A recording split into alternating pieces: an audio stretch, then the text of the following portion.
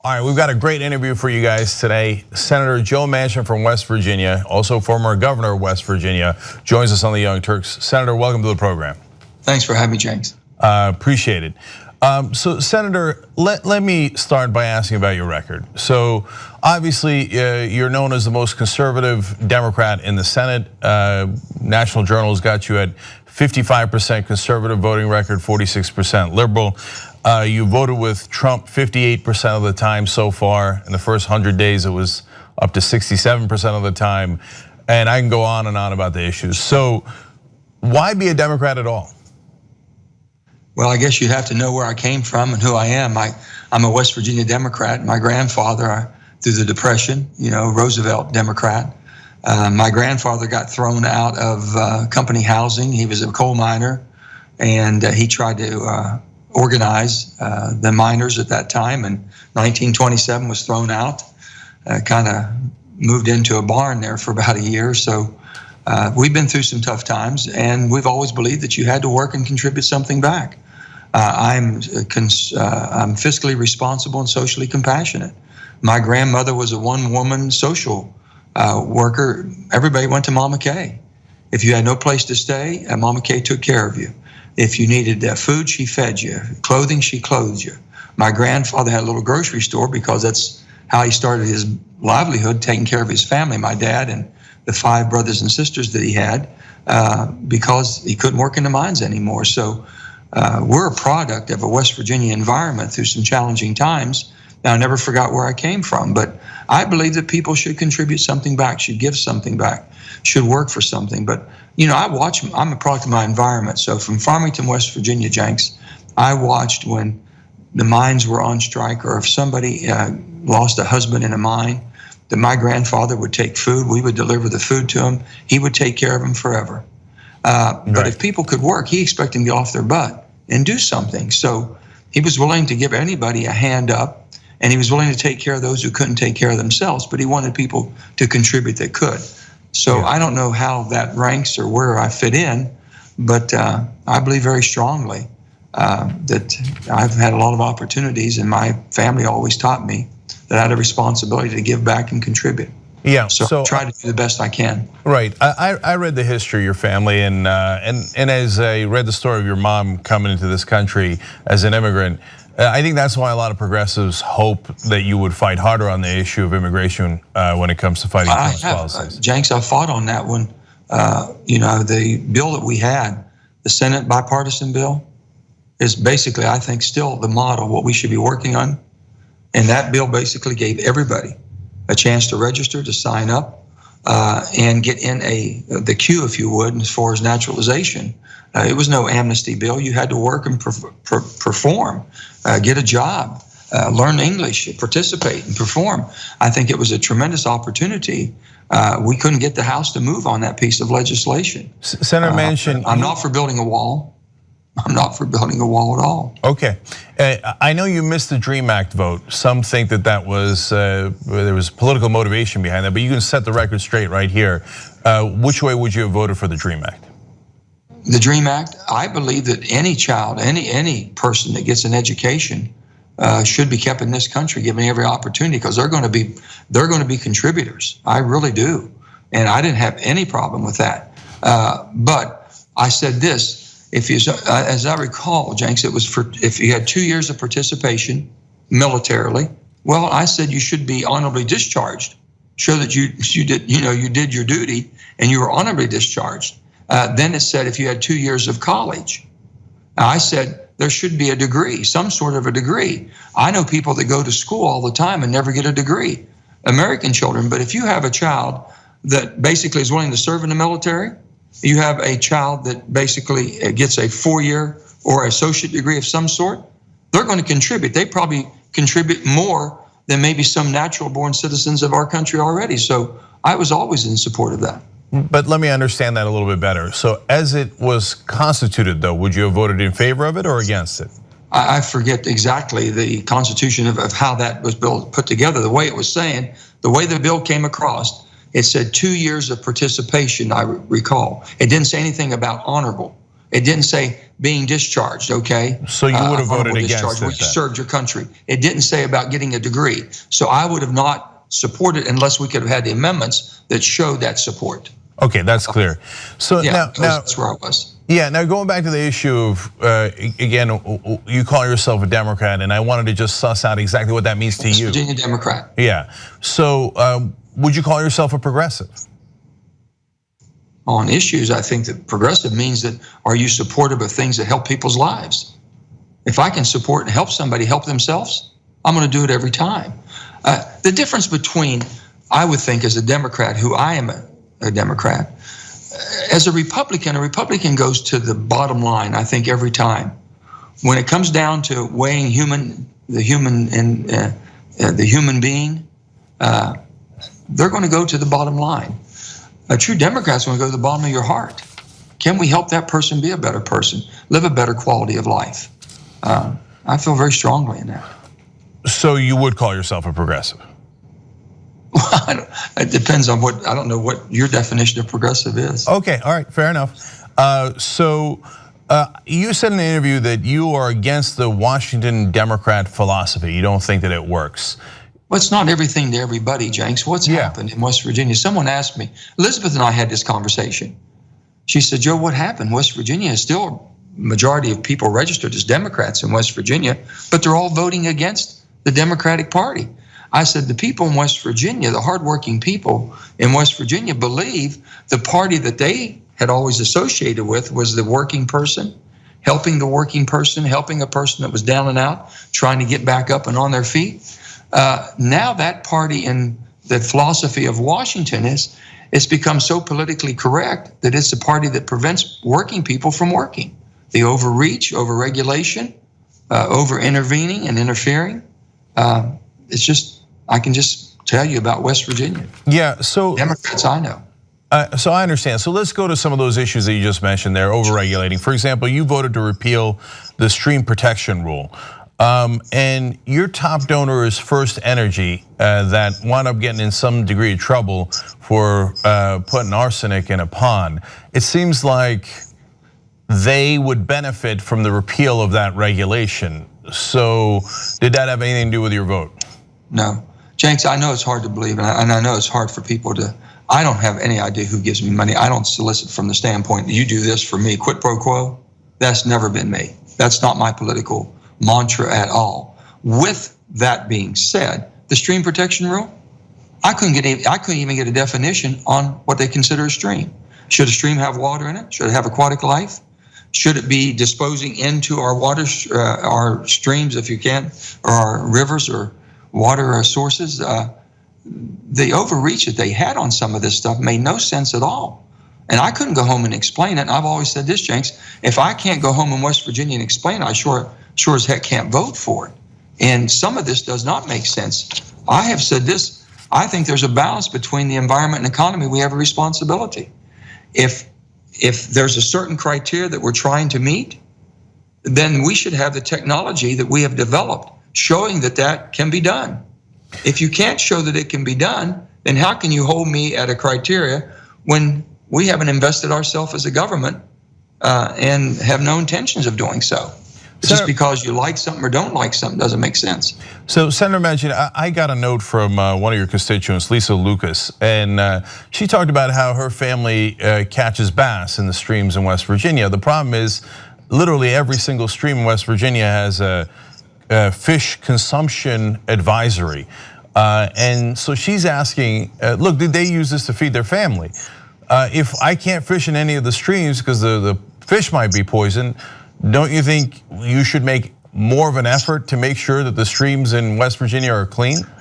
I will, and I agree with her. It should be more of an effort. And I think that some of the streams we have is cleaned up quite a bit, Jenks. I fish in the streams as much as I possibly can. I keep my fishing pole in my car because when I go over the mountains and I fish all through the mountains of West Virginia, I'm fishing for trout, bass, everything I possibly can. And I know those fish, I've eaten the fish.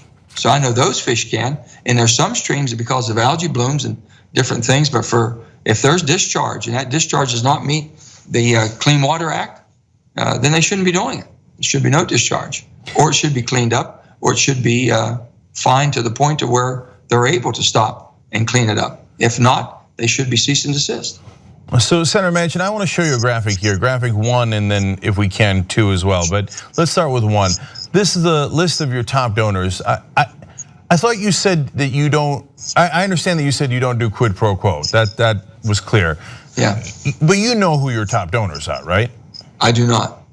You don't know who your top donors are. I do not. You're showing me something I've never seen. Okay, so this is from Open Secrets. I know you have, Jenks. I know that is hard for anyone to believe. I do not. I never have. And I've been around this process for a long time. Never have. I had a person one time come to my office when I was governor, Jenks. And they come in, they said, they were asking for something that didn't make any sense to me at all. And they said, well, you know, we had a big fundraiser for you. And I said, oh, you did? Well, I would have thought you were investing in good government. I guess we were both wrong. So tell me how much, I'll make sure you get it back. So, all right, I believe that the audience out there, I got to be honest with you, Senator, is going to be in a little bit of disbelief that. Well, there's still those of us who are involved in public service for the sake of serving the public. Okay, so when the donations come in, your staff doesn't tell you about it? I never ask.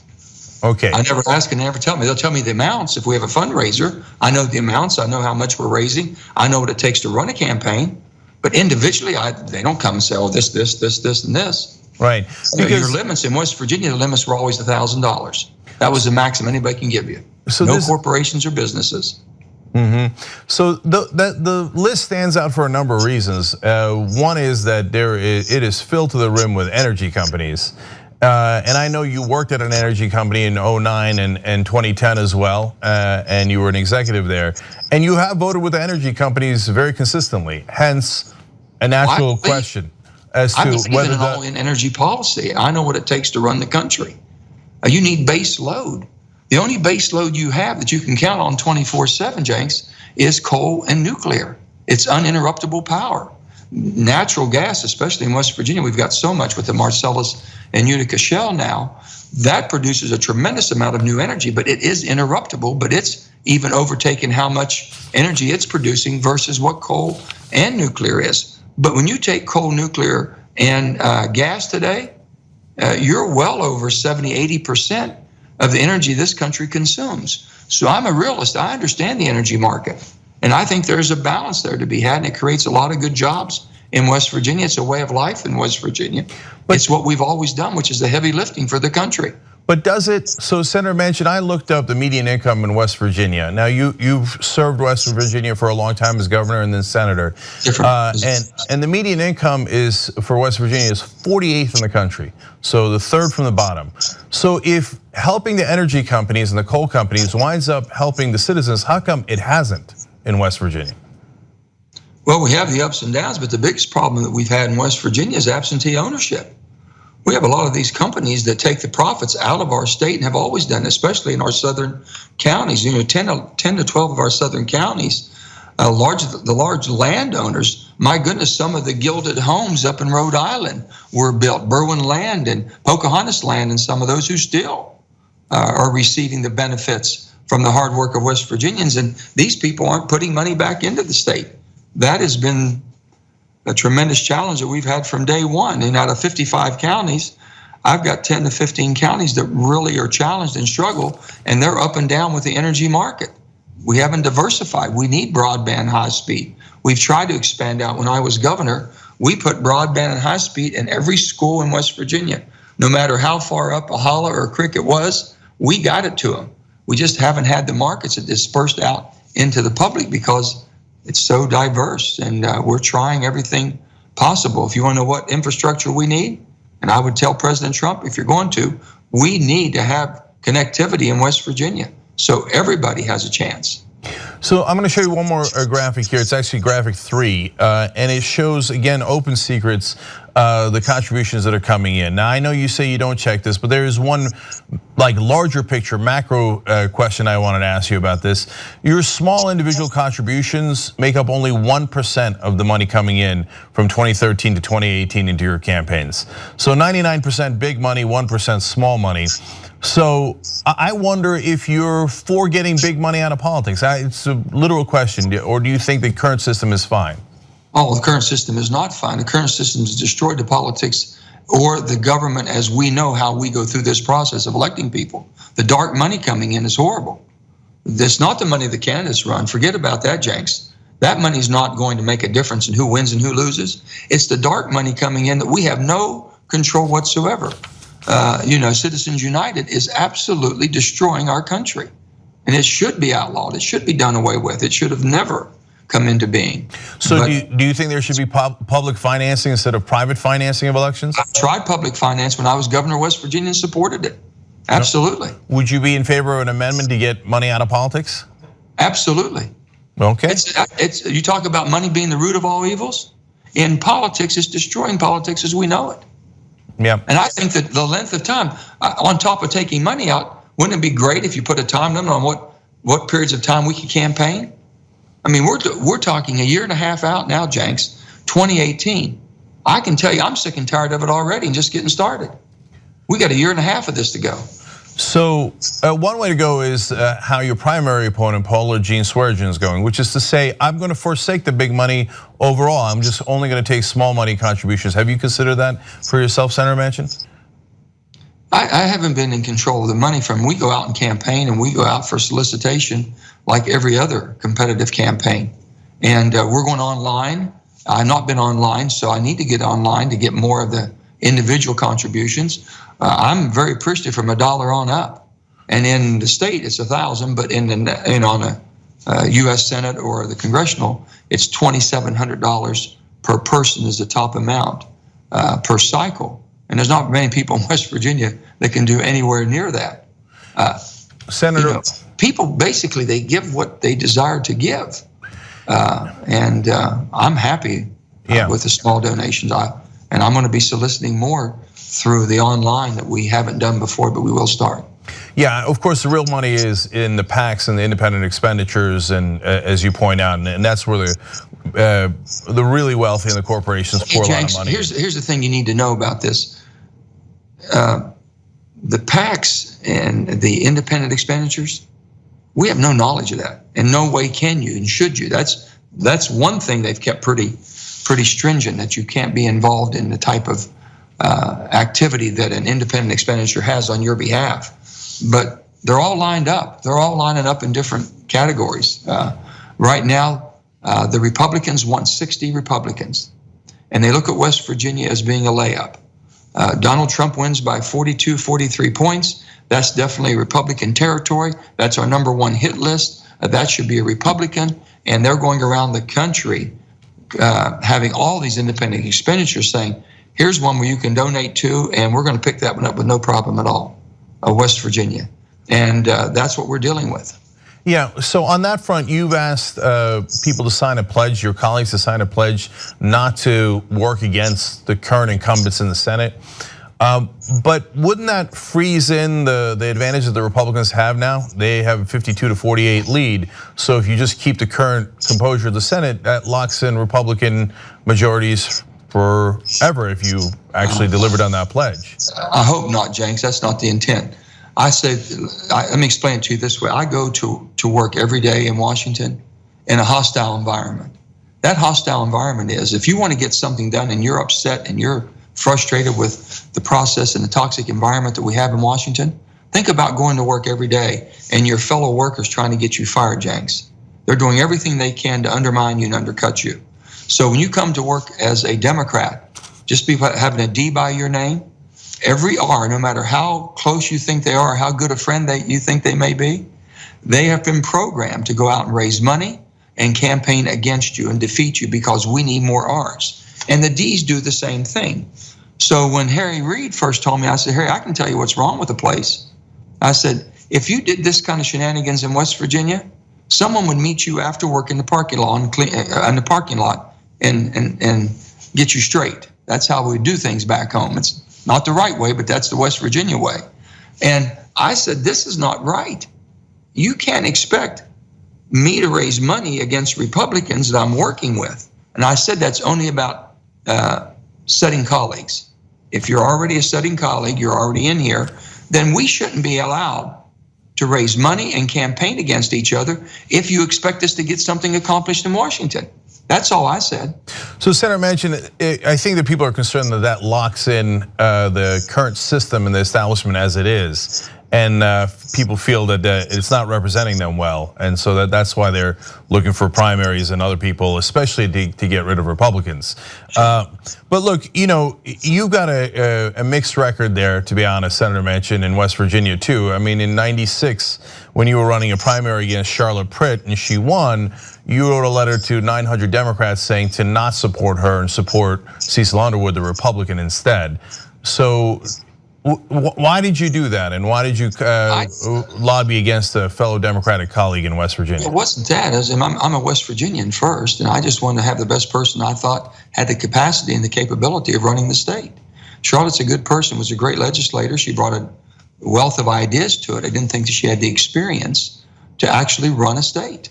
And it takes a lot more than just being a legislator if you're going to be an executive. Being an executive and a legislator are two different things.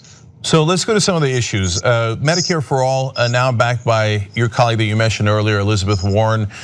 Tammy Baldwin looks like she's going to support it. Obviously, Bernie Sanders on board, and the list is growing. Kirsten Gillibrand. So what's your position on Medicare for All?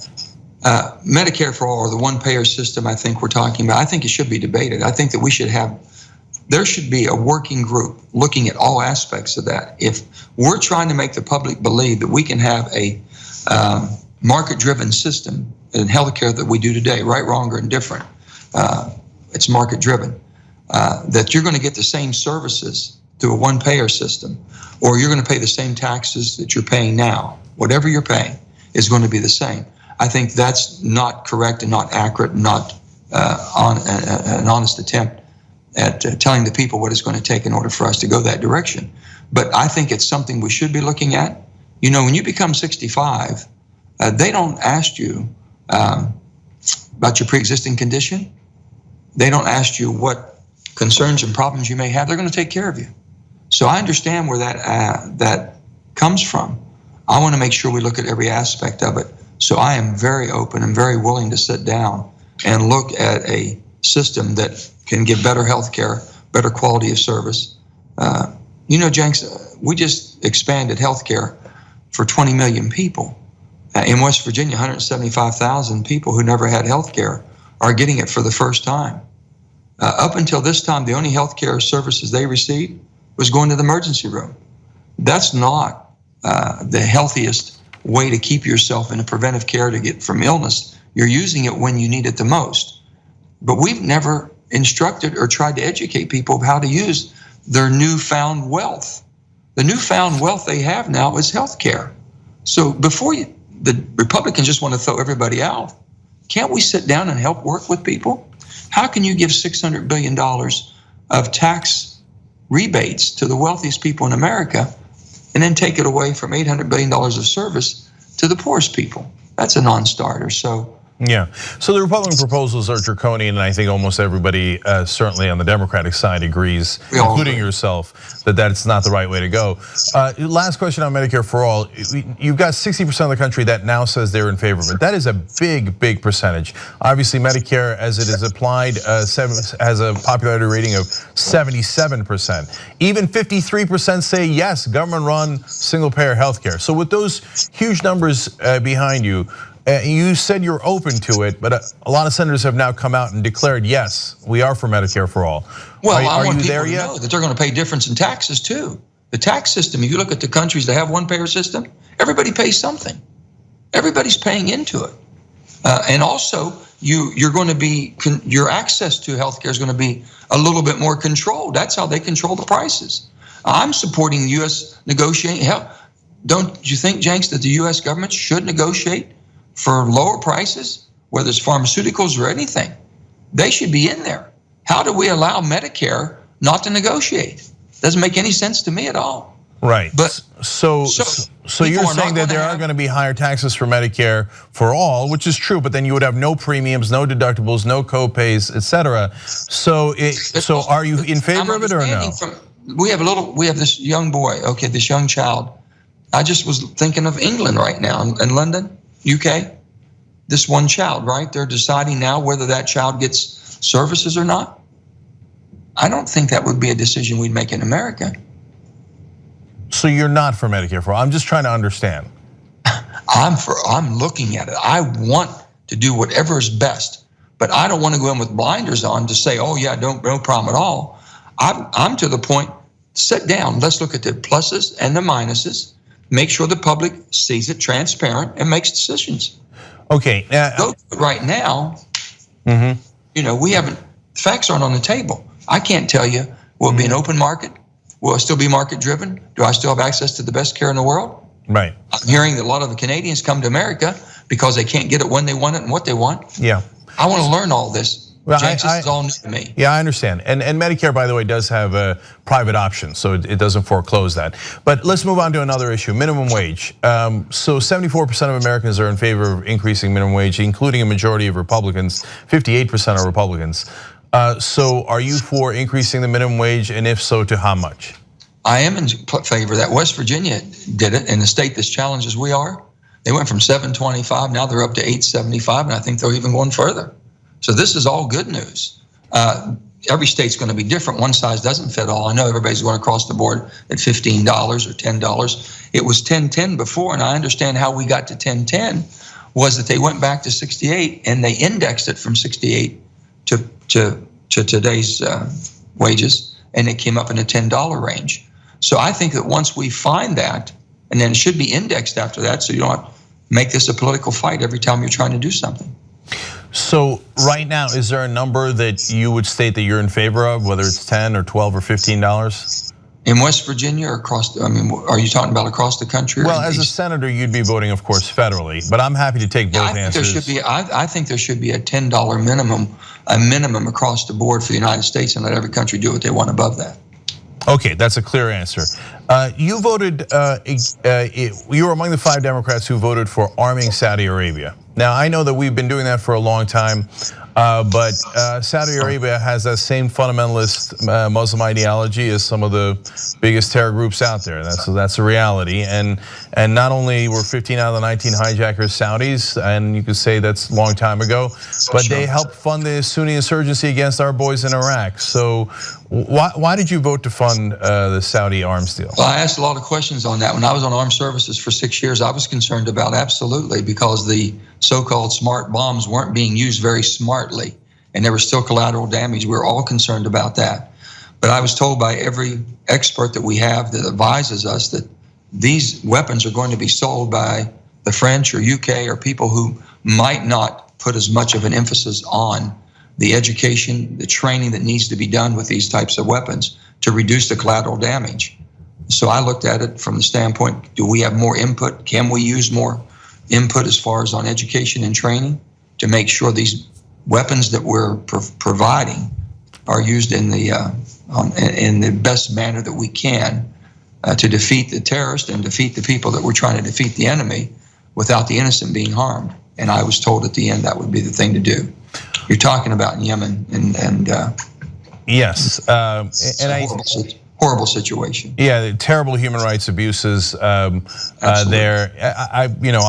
I would have gone in a different direction, but of course everybody's different. That's why I'm asking the questions on how you would go. I have access to these professionals, and you're talking about the best of the best, and they're giving you their information that they have, and you have to dissect it and go with that, and that's what I did. So I totally understand. So now let's go one more issue here, which is marijuana legalization. You said that you would do a new war on drugs. We already have a war on drugs, obviously, and it doesn't seem like it's worked, Senator Manchin. My war on drugs, Jenks, has been war on pharmaceutical drugs. I think the opiates that we're putting on the market, the FDA, what they have done is just absolutely uncalled for. And then you have the DEA allowing these enormous amounts to be distributed in the marketplace, which is horrible. And I even told President Trump this. It says, Mr. President, you've talked about overregulation, this and that and everything. Why don't you do this? For every new drug that FDA allows, every new opiate drug that FDA allows to come on the market, why don't you make them take one off? Why are you inundating? Why are you allowing the marketplace to be inundated? That's my war on drugs. My war is on legal drugs that's killing West Virginians more than anything else. So your second largest donor, I know you say you don't look at the list, but is Mylan, and you've got to know about that one, right? Sure. I know. I mean, I didn't know the amounts, and honest, because I pay no attention, but my daughter being the CEO of Mylan, they've been very much involved. Let me just say, Jenks, on this. Mylan started as a startup West Virginia company. It was a startup success. Mike Pushkar and Don Panos back in the 60s. This has grown into a company that provides 3,500 of the best paying jobs in West Virginia, makes more pharmaceuticals. They've saved the country $187 billion in the last 10 years. So it's a company that we're proud of in West Virginia. And it's a company that I know and I've watched grow over the years. My daughter started over 22 to 25 years ago in a data processing in the mailroom, worked her way up. Owning American, can you have that opportunity? And I'm proud of all the opportunities people have there. But Senator Manchin, and I know your daughter's is here. I'm less concerned about that. I look at the donor list. I am concerned about that. And sure. They increased the price of EpiPen by 600%, and everybody knows that, and that was a big story in the press. But the one that really got my attention was when Health and Human Services said they defrauded American taxpayers to the tune of $1.27 billion. So I'm wondering if you think that they should pay all of that money back, because they did a settlement where they only paid back 400 some odd million. That leaves another $800 million they could pay back, or whether the government should stop working with Mylan if they're given their record of defrauding the U.S. government. Well, I guess that'll be in the court system. I don't know anything except I know that would be in the court system. If that's the case, the federal government would take it. If a federal government takes a settlement, then they got to think that they didn't have much of a case to take a settlement. I don't know enough about that, Jenks, to speak on that issue. I've tried to stay out of these issues because of our relationship. I love my daughter unconditionally, the most beautiful person with the biggest heart I've ever met. So I love her unconditionally, and I support her any and every way I possibly can in her private life. Her public life is something she has taken, and she has worked her rear end off of, and she is where she is because of her determination and hard work. So wherever that goes, that's going to go. I know that the federal government, with the generics they put out there, the one company in Morgantown, West Virginia, makes more prescriptions than any other single manufacturing in the country or in the world. Right. We're proud of the 3,500 jobs that we have. They're good paying jobs. And if this saves the country $187 billion because of the lower priced drugs they're putting on the market, why shouldn't Medicare do the same? And the other thing is, I supported Bernie Sanders, and I still support. If we can buy drugs and import them from other countries that has cheaper prices, and they meet all the standards and the testing and inspections, then bring them in. I'm for that, Jenks. Yeah, so I have not heard the number that you quoted on them saving us money. I've heard about their incredibly high prices, but I hear you, and that's they're the lowest priced producers in the country, in the world. So and I hear you on that, and so people can look that up online. Make sure that we're both accurate on it. That's right. And so last thing is based on what you just said there, which is supporting Bernie Sanders. In the past, you've said that Bernie Sanders is not even a Democrat, and you have not been overall supportive of him. And correct me where I'm wrong, of course. That's why we're having the conversation. So in a state where Bernie Sanders won every county in the primary, and you've got an issue where oftentimes you do vote with Republicans, as we pointed out, 58% with Trump. I vote for the issue, James. No, I hear you. I'm just talking about overall votes, right? Student loans, for example. There was an attempt by Democrats to block an increase in student loans. You and Senator King flipped over 51-49, helped the Republicans so that there would not be a cap on to 3.8%. That's right. So now on issues like that, again, it winds up helping the Republicans. Given all that, how do you hope to rally Democratic voters and progressive voters in West Virginia to show up in enough numbers to defeat Republicans in this election? Well, you said first about Bernie. Bernie's not a Democrat. He won't register as a Democrat, okay? I respect Bernie and like Bernie, and we have great conversations. But the facts are the facts. With that, let's talk about college tuition. I said, Bernie, where I come from, I think everybody ought to have an opportunity to have an education, and we're going to make sure that, and those who can't afford it should have a pathway forward to get a college education. If they take full load and graduate on time and complete something, then give 2 years of service to the country in some way, in social services or whatever, that should exonerate them from paying anything back. That should be free education. We didn't give it to them, they earned it. They didn't take 10 years. They didn't take a hiatus. They did not give something back. That's a difference, and I think there's a lot of West Virginians that feel the same as I do. I need help. Help me, and I'll help myself, and I'll show you that the investment you made was worthy of that investment. I'm worthy of that investment. So I think there's enough people that's going to look at me, and they know my record. When I was governor, I got the state in the best financial shape it's ever been in. I expanded services to the seniors, to the poor, to the children more than ever before. I did everything I could because I basically said that we're a product of our environment. My commitment to West Virginia is based on my values of who I am. That means our children should have a start. Seniors should be looked after and taken care of for the contributions they made, and veterans should be rewarded for the services they've given. I just couldn't be everything to everybody.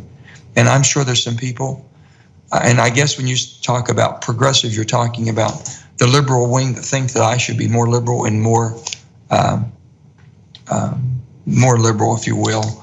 I want to think I'm more responsible and more compassionate. All right, Senator Joe Manchin, thank you for joining us on the Young Turks. We appreciate you taking the time out and addressing the audience on these really important questions. Thank you so much. It's great being with you, and look forward to being back with you too on any issues. I'm happy to explain. Might not always agree, but you know what? I owe everybody an explanation where I'm coming from and the reason I vote. And if I make a mistake, I'll be the first to admit I made a mistake and I can fix it. All right, thank you, Senator Manchin. We appreciate it. Thank you, Jenks. Good to be with you.